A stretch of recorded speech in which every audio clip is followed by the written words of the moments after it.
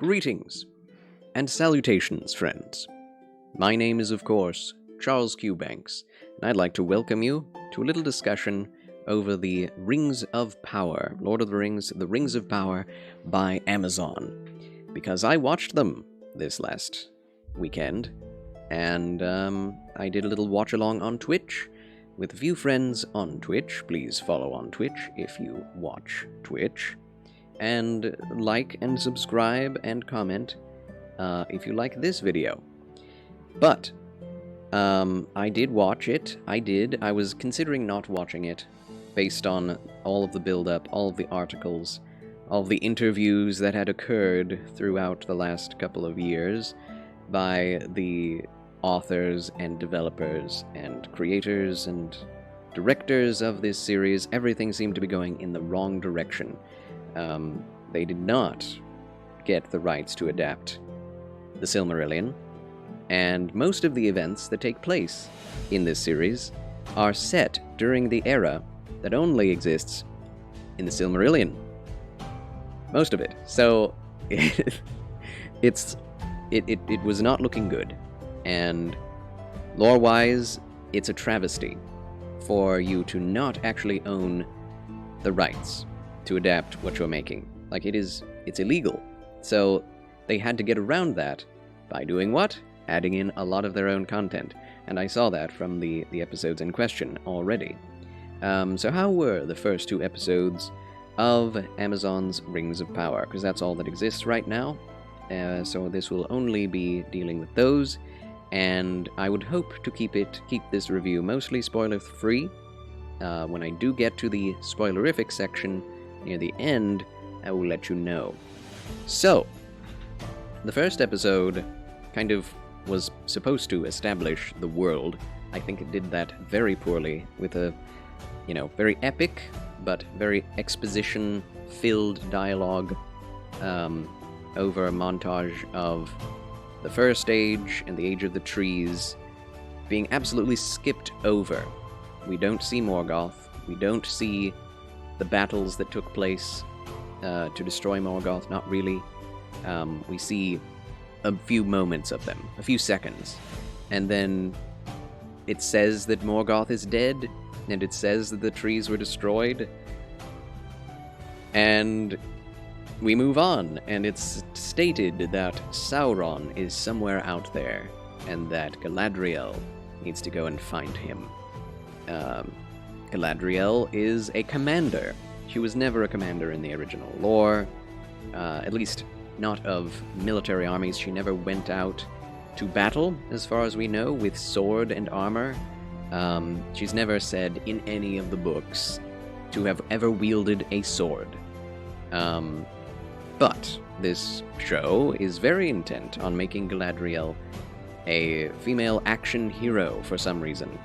Galadriel, warrior princess, and so we get some visuals of her fighting, and it's wire fu, ladies and gentlemen. It's wire fu. The elves have superpowers, can jump super high, and it looks terrible. It looks horrible when they use the wire fu, and I say wire fu rather than just jumping long distances because you can see how they're floating and how they're being carried by wires. It does not look natural at all.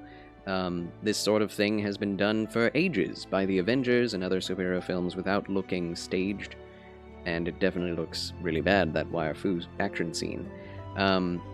What goes on in the rest of the episode is showing Galadriel seeking Sauron.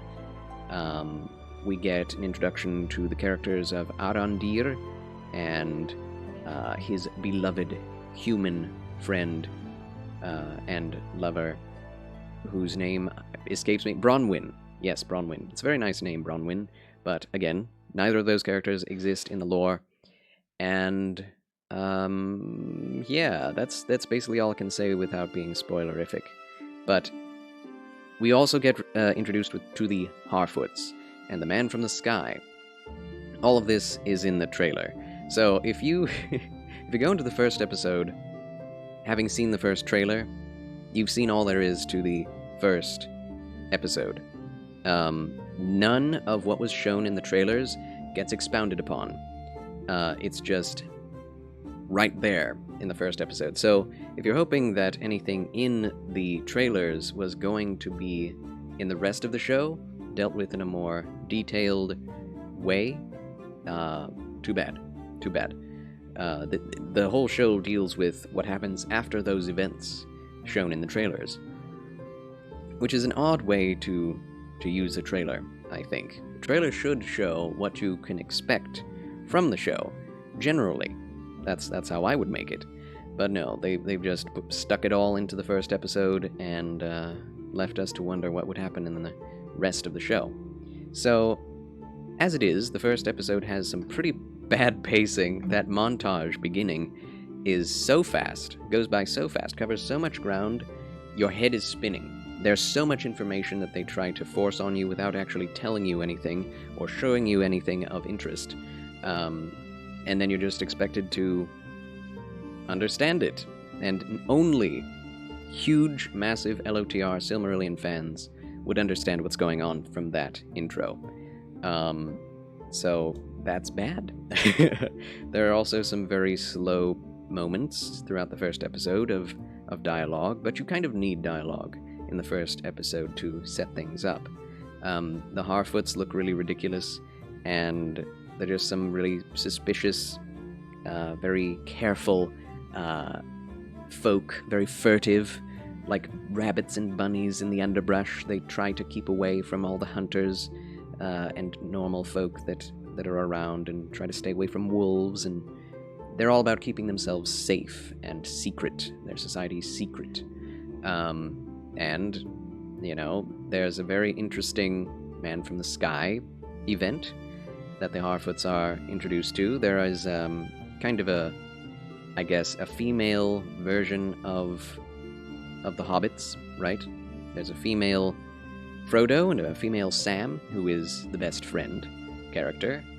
And, of course, the Harfoot girl, whom I cannot remember the name of, Nori. Yes, Nori. Nori is very bright-eyed, bushy-tailed, and curious, more so than anyone ever should be. Most people should keep their feet planted firmly in the earth, you know. And that's basically just a rip-off of the Hobbits. Harfoots don't exist in The Lord of the Rings, or in the Silmarillion. There's no reference to Hobbit-like people until The Hobbit, the book The Hobbit, and The Lord of the Rings takes place. So they are completely a fabrication, and while they could be very charming, they are dealt with in, I think, a very poor way. It comes off as the children's section of the show. Like, they put in some dark crystal scenes into what should be Lord of the Rings. And it's very off-putting to me, because if they just said, hey, here are the Harfoots, they're, you know, very furtive, careful, cautious, and very suspicious of others, very superstitious, and they said that once, and they continued with the characters and dealt with other things, that would be fine. But no, we have to revisit them in scene after scene, not even developing, but just establishing that fact over and over and over in different ways, and even in the same ways. So I got really tired of the Harfoots even in the first episode. But Arondir and Bronwyn, while there's not much going on love-wise between them, they don't interact very much. And when they do, they seem very emotionally constipated. Like, Arondir is always looking like this. The dark elf and the white woman. I was gonna be fine. I was fine with Arondir's, you know, assignment, race assignment.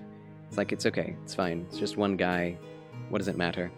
And he plays it well, but he's always looking like this. He always looks like this. All the time, even when talking to Bronwyn.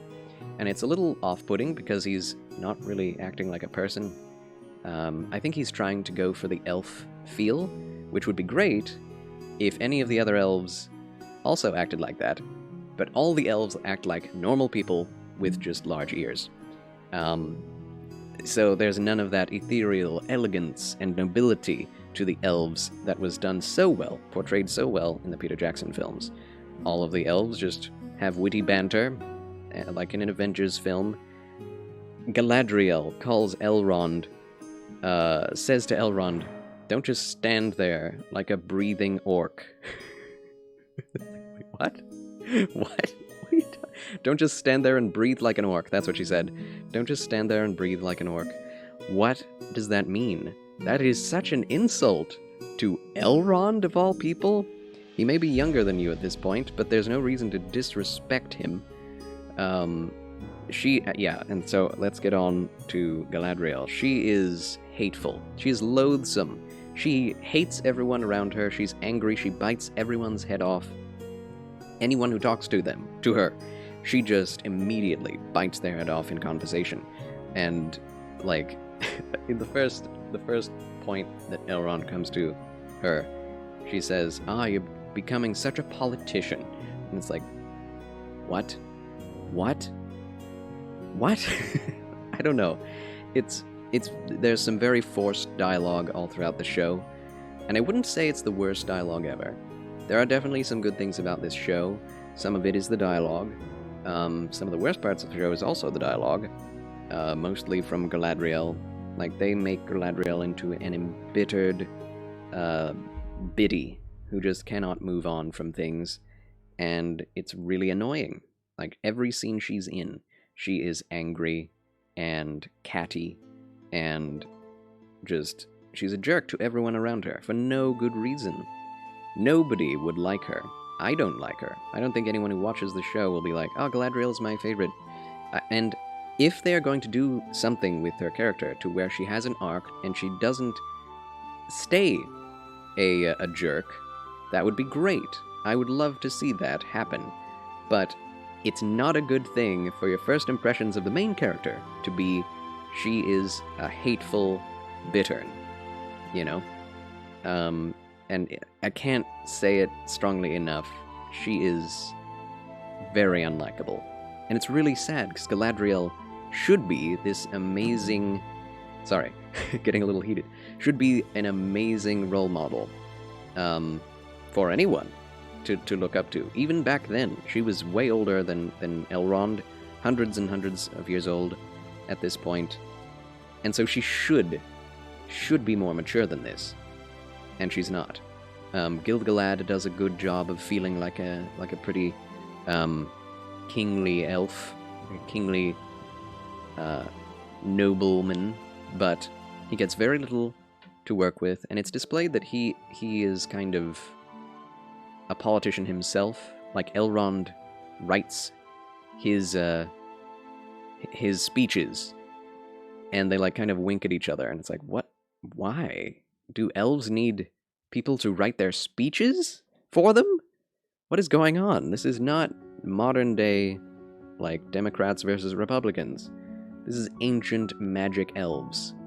They don't need speechwriters, okay? They can write their own. Or just speak in a kingly manner. And generally, in the medieval ages, you would have scribes to write down what the king would say, not speechwriters who write what the king says. That's a very modern thing. Anyway, there are a lot of anachronisms in the show. There are many negative things to say, and I will get to the positive things, but we have a bit more to say about the first episode, and then we have more to say about the second episode. I don't know what they're doing with the whole Man from the Sky bit. He doesn't seem to be anyone from the original, like, Lord of the Rings content, so I'm actually kind of excited to see what the Sky Man has to offer, and who he will end up being. If he's Gandalf, I'm gonna throw a chair. I'll make a video of me throwing a chair. Because Gandalf should not show up yet, and when he does, he should not show up like this. But I'm going to give the show a benefit of the doubt and say that it is not Gandalf. Because if it is an original character, fine, make them a cool character. A new mage that's different from everyone else and who died before the Third Age. That'd be great, I would love that. In fact, if the whole show were just original content, I would be on board and happy to watch the rest of it. But as it is a it's taking a big poop all over the original lore. And it's pitiful. It's pitiful. If you like Lord of the Rings, you won't really like this show, because it does not adapt Lord of the Rings very well. It feels like its own thing, and it does not have the gravitas, the drama, the sort of theatrical, serious, artistic, wholesome merit to it. The value that Peter Jackson brought to Lord of the Rings was nearly perfect. He could have adapted more of the story, right? He could have not put in a female warrior princess instead of the male elf who was there at the river against the Nine Riders. But, nevertheless, those movies were all amazing and nearly perfectly put forth what was great about Lord of the Rings in them. This show does not have any of the feeling of Lord of the Rings. The only things that have the feeling of Lord of the Rings is the environments and the buildings, the architecture, and the geography. And, the references to the lore that do exist. Sauron looks like Sauron, I would say. But the armor sets and costuming is some of the worst I've seen in fantasy. In a long time. This is not Dungeons & Dragons 90s movie. And so, therefore, it should have better costuming than a Dungeons & Dragons 90s movie. But the armor all looks like it's made of plastic and rubber. And it's all, flat without any good design flourishes. And you can really tell that it's not metal. And I don't know why. There's also a very large focus on, Roman and Greek patterned armor, which is a very strange choice, as most of the stuff in Middle-earth is patterned by Tolkien after Norse, Celtic, and British, Brythonic armor and things. So, I don't know where the budget went when it came to the costuming. It's really bad. It's really terrible. If you pay attention, the armor that Arondir is wearing, the wooden breastplate, goes way past his waist. If he hunched over at all, it would go up to his neck and choke him. It's really bad. It's just really bad. So, so many poor choices. And I'm really sad about it, because I wanted this to succeed. And it's not going to succeed. It is going to fail. If the first 2 episodes are any indication. I will watch it, though, because it's not terrible. If people are saying this is a 0 out of 10, this is a 1 out of 10, they're allowing their hatred, their anger, to cloud their judgment.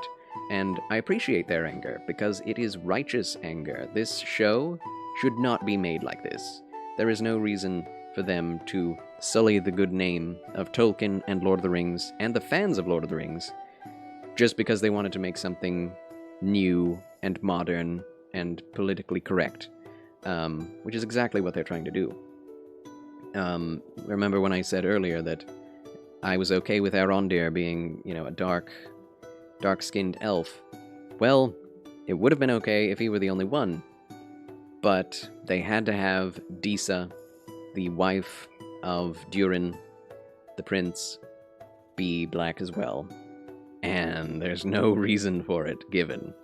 If they had given a reason, I don't know, another new culture, another race of beings that are dark-skinned, A-okay. He can marry whoever he wants. Same thing with Arondir, having a mixed heritage or something.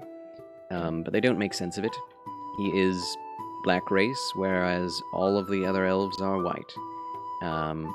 That's what race means. You have different races that have different attributes and characteristics. All on the outside, of course, but they are different attributes, and you cannot say that someone with one attribute is the same as someone else who doesn't have that attribute.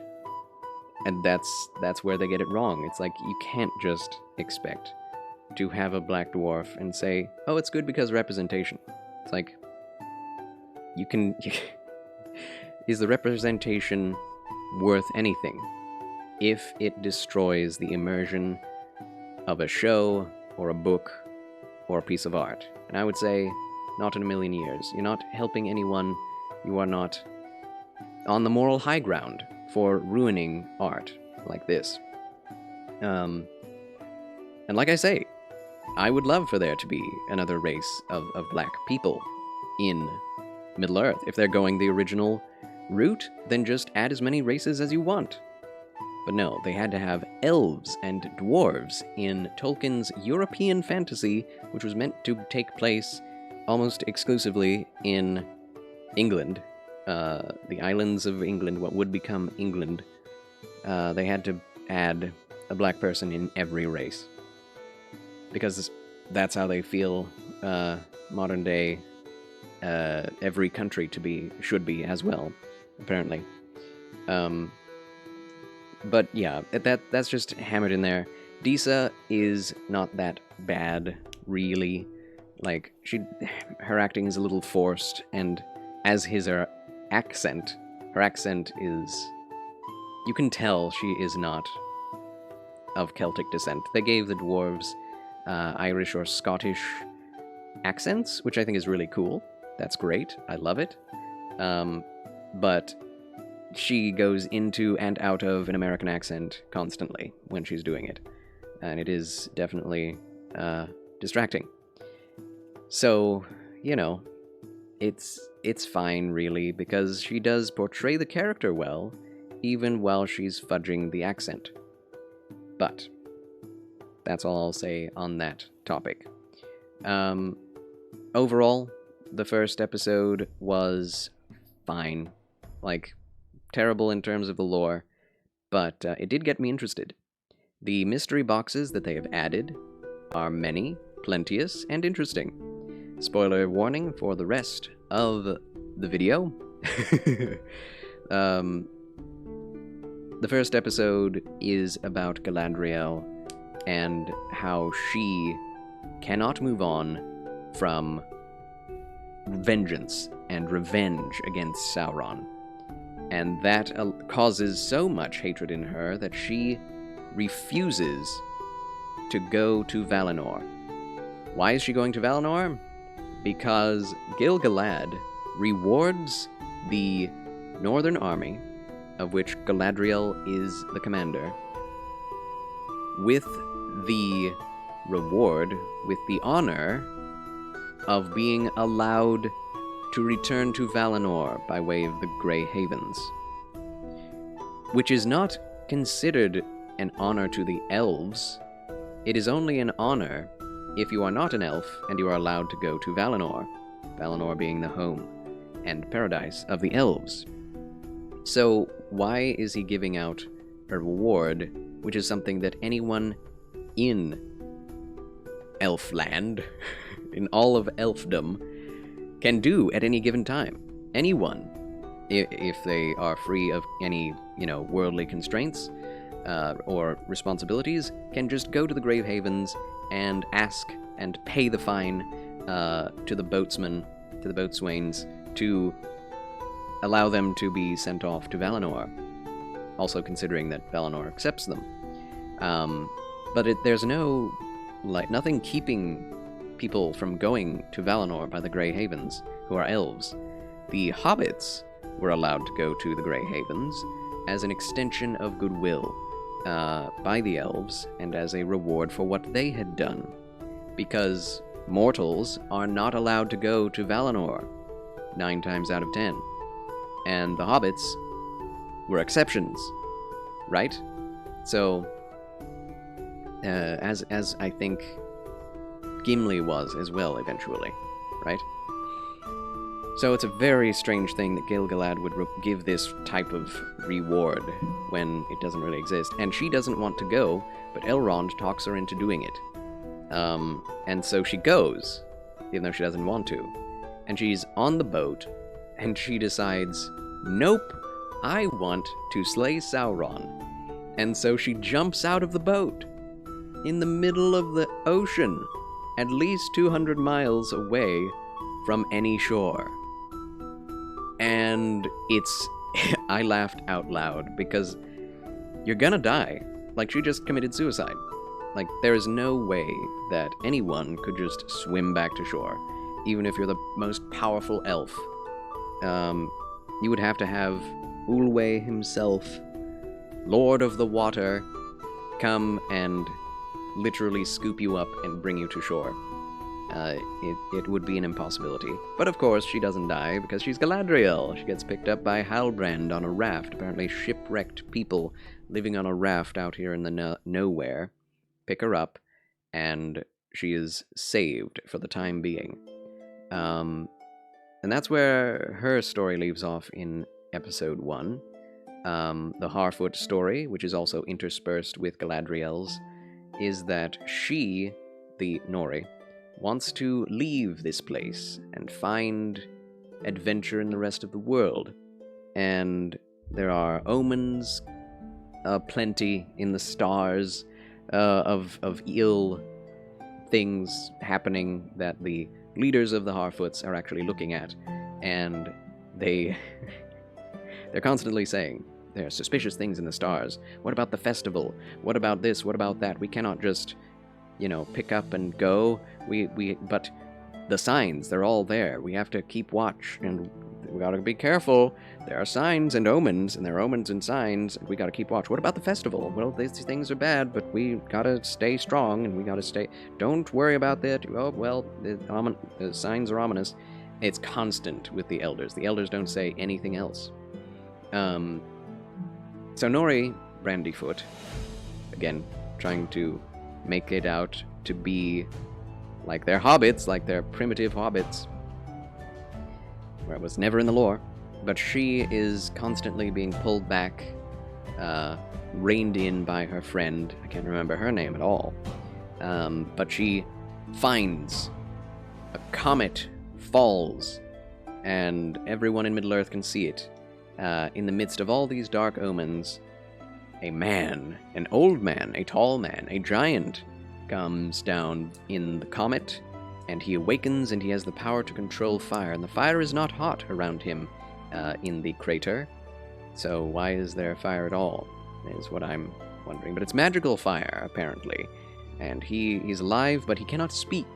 He is mute, and he is dumb, apparently. Like, he does not understand language, and so they have to teach him how to speak. But he is able to write in runes, which they cannot understand, and he apparently has a mission, and he needs to find a constellation in the stars. That we learn this also in episode 2, and not much happens after that. Arondir and Bronwyn are in the south, in what would become Mordor. And for some reason, the elves are lording their power over the people who used to be with Morgoth. And they're like kind of keeping tabs on the people there. The elves. I don't know why the elves are down there. It's generally the men who took the area of Mordor back then and built their towers and set up watch over the area. Not elves, so I don't know why the elves are, as some of the men say, keeping their boot upon them. But Arondir is a simple scout and soldier, and that wooden breastplate and green cape, that is the uniform that all of the elves of Arondir's type wear. It's not slapped together by a forest man. It's a standardized uniform, and you see other elves wearing it as well. I don't know why it's like that, but it looks so bad. It looks like it was cobbled together in the forest. But anyway, it's a very interesting thing to see Mordor, green and lush as it is, and there are farmers there, but the the moo cows are ill and are spewing forth ink or black milk out of their udders. and Arondir has to investigate, and so he goes down into a hole and presumably gets captured by orcs after finding a close village is aflame and has been destroyed. And Bronwyn is trying to tell everyone this, but no one will believe her.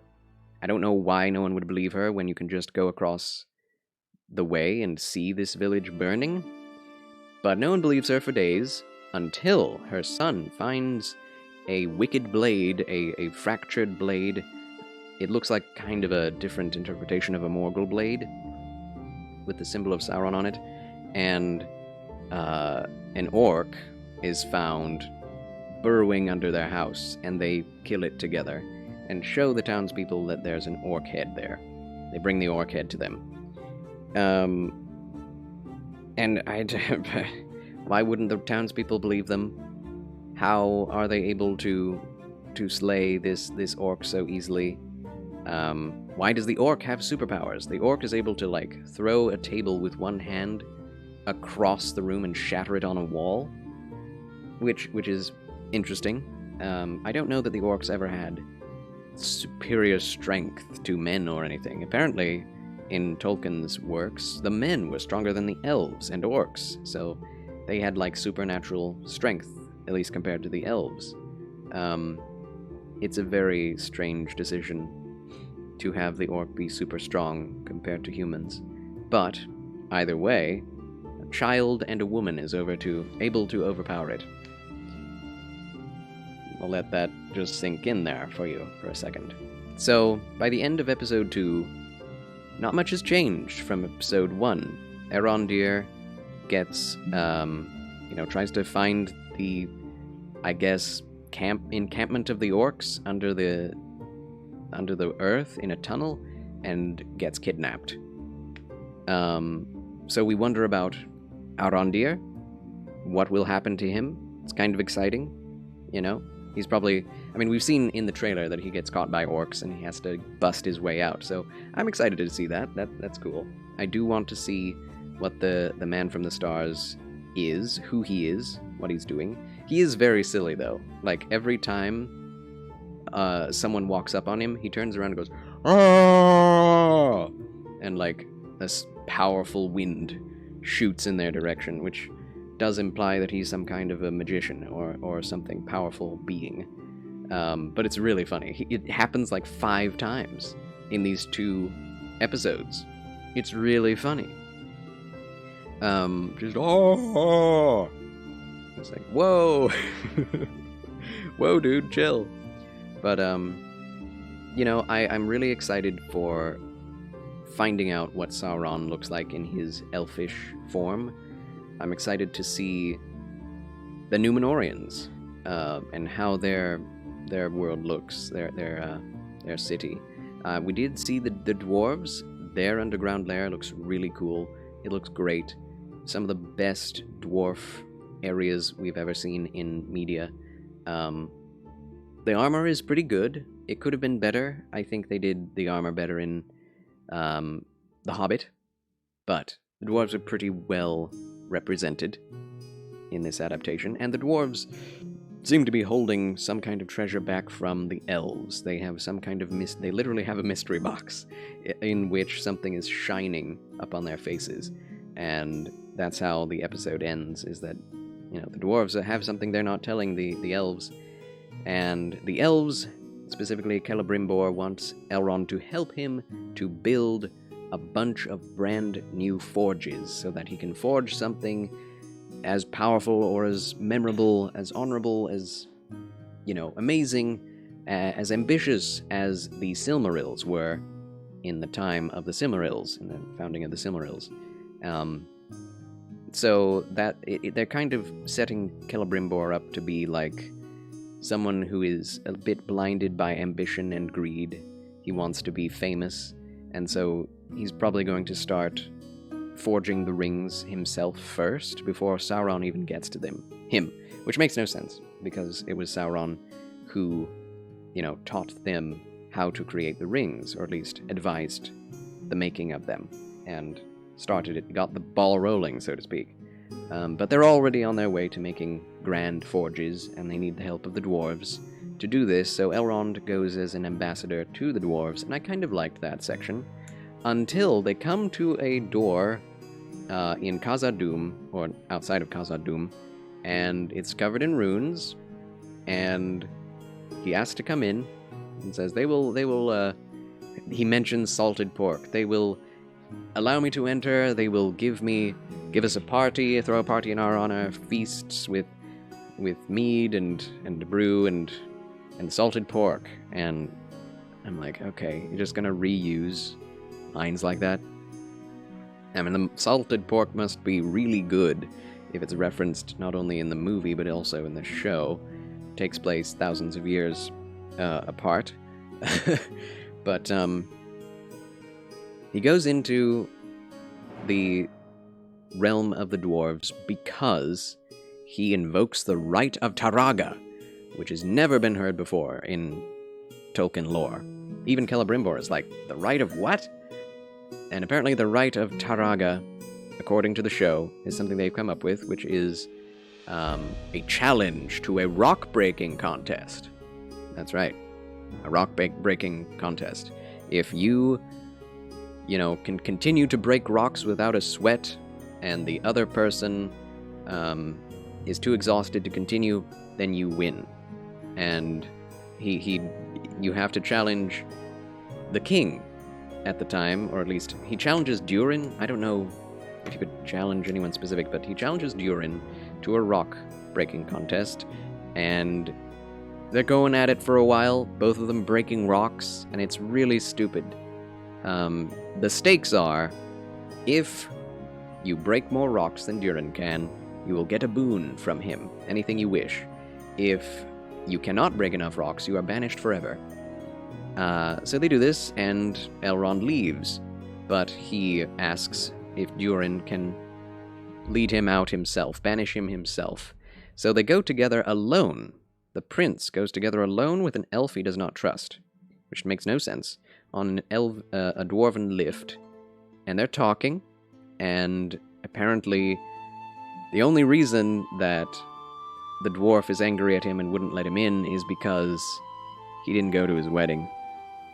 He didn't come and see his children. It's been 20 years.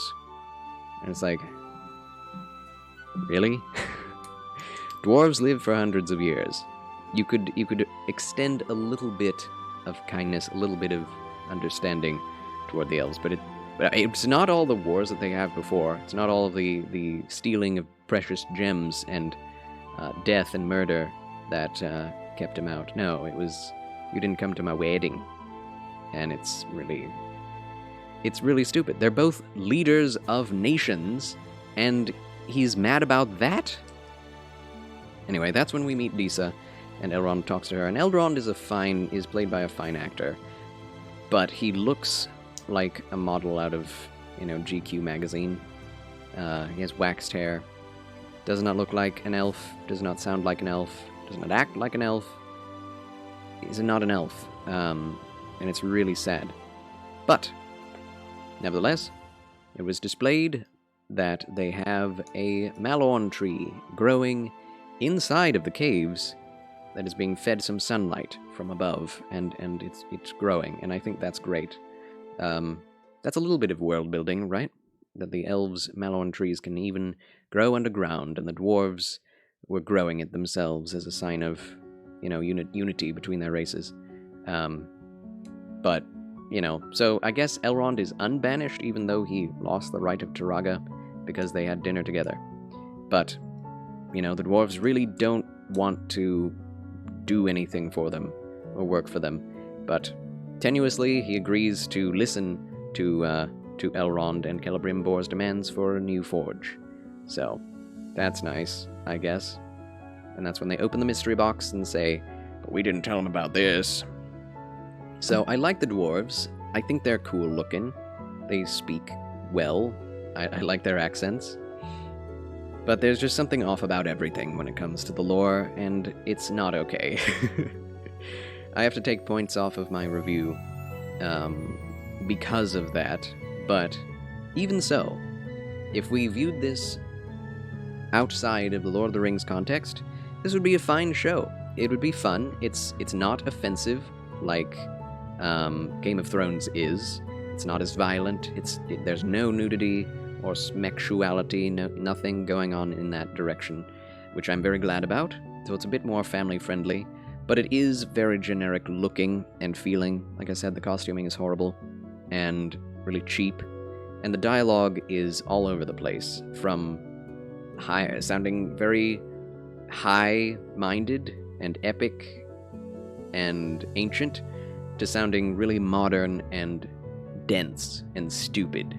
It's like Arondir is talking to one of his other guards, and he says, "You smell like rotten leaves." And he says, "No, I don't." "Yes, you do." He goes, "Oh, And it's like, you think that's funny? It's so stupid. And the cliched, "I have to go," and things like this that just kind of tick you off. Because this is Lord of the Rings. This should not be cliched at all. This is the origin of what has now become cliched, and the show itself is making cliched references. Anyway, episode 2 is a lot of exposition. Galadriel gets up on Halbrand's raft, get attacked by a sea monster. She survives, of course. She gets dragged down under the sea and faints, and she's just being dragged down by a weight on the end of a rope. Instead of pulling up the rope, which is on his raft, connected to his raft, he decides to dive in to the water and untie her from the weight while underwater. And then he swims with her all the way back up and puts her on the raft, after which she immediately wakes up, is completely okay, and somehow they were able to get to the raft, and there was no drift at all to the raft. It's a very strange moment, because it's like, you could have just pulled up the rope, you idiot. It would have been far easier and wouldn't have risked your life to just do that. But no, he had to untie her first, and then swim with her all the way up himself. So yeah, somehow they're both alive. He's put forth as like maybe a romantic interest for Galadriel, which is really strange. I hope they don't go in that direction. And she, of course, is always a jerk to him, even after he saves her life. But they have a tenuous alliance. And then she asks him, "Where did you come from?" And he says, "I came from the Southlands," which is the same place where Arondir and Bronwyn are. In East Mordor, southeast of Middle-earth entirely. And he's saying that his ship was attacked by orcs all the way in the southeast, and somehow now they are in the furthest west as you can possibly come. How the heck did Halbrand get from the Southlands to west of the Grey Havens? That's what I want to know. And I'm sure the show is never going to address that, because, they're connected by sea. It's fine. But no, that's like the difference between starting from Egypt and going to the southern tip of Africa, of South Africa. It doesn't make any gosh darn sense. It doesn't at all. So, they're completely ignoring, like, miles and geography and realism. But not that I'm willing to forgive it, but I really want to see where these plot points lead. And the visuals are beautiful, as is the music. I've heard people hating on the music as well, but the music is not bad at all. It's this Celtic, medieval music, which is very orchestral and very nice, very appropriate. It's definitely not the Peter Jackson's soundtrack style at all, and it is not as memorable. You're not going to be humming this music, but it is beautiful music. Celtic music, traditional music, and I like it. It's not great, but it's good. It's good enough. I think that's generally the rest of this show. It's just good enough to pass on. But I'm sure they wanted something that would be a slam dunk hit, and this is not it. So that's basically all I have to say. I said this all in my watch along. I will be watching this show continually until I get tired of it or bored of it, every week as the episodes debut. So probably next Thursday or Friday, whenever it releases, I will be watching that on Twitch as well. So come watch it with me if you want. But my review is, my rating is probably a 5.5 or a 6 out of 10. Good visuals, but bad armor. Okay, like, dialogue and okay acting. It's just okay.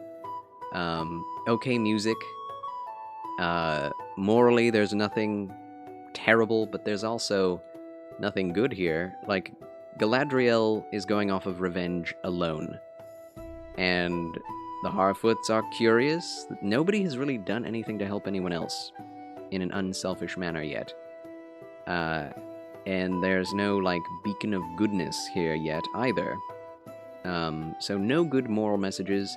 Nothing bad, though, so I have to give it a 1 for morality. What else can be said?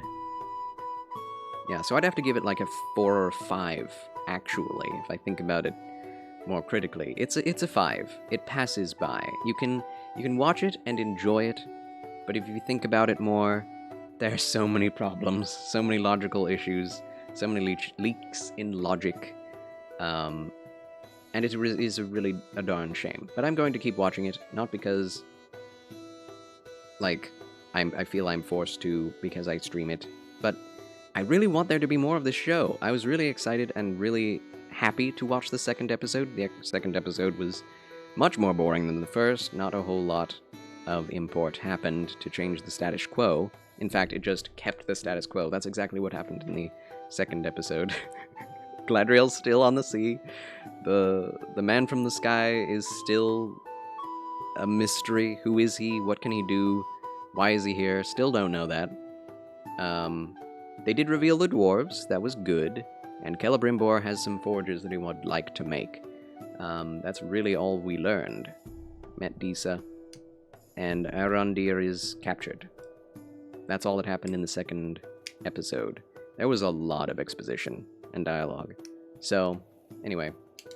5 out of 10 for both episodes. I think the first episode was generally better than the second because there was a lot of exciting stuff to take in. And really beautiful visuals. I gotta say that. The Waifu was terrible. The action scene was terrible in the beginning. But, it's pretty, and I would like to see what happens to these characters. There's really not a character I'm, like, really connected to yet, except for the man who can't speak or communicate. Like, he's the most interesting character so far. Maybe Elrond. Elrond is pretty good. Gil-galad is pretty good. Durin. Durin does a fantastic job as the dwarf. Strangely enough, they have King Durin and Prince Durin in one show, whereas generally there is only one Durin per generation, and you don't know whether or not they're going to be Durin, because there's kind of a reincarnation thing that happens in the Dwarven realm, where if you have the spirit of Durin, you are named Durin by, like, honor of your merits and what you've done and the way you live your life and your personality. So the personality and soul of Durin is literally transplanted every few generations to a new dwarf, a royal dwarf. And he is given the honor of near kingship, although the king and Durin may be different. Usually they are the same.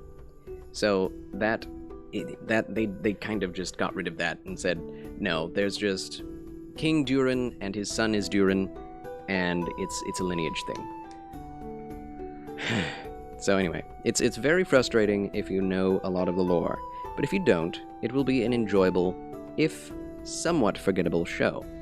But I'm looking forward to the next episode. Let me know what you thought in the comments below, and I'll see you in the next one. Goodbye, thank you, goodbye. The good Lord loves you, and so do I.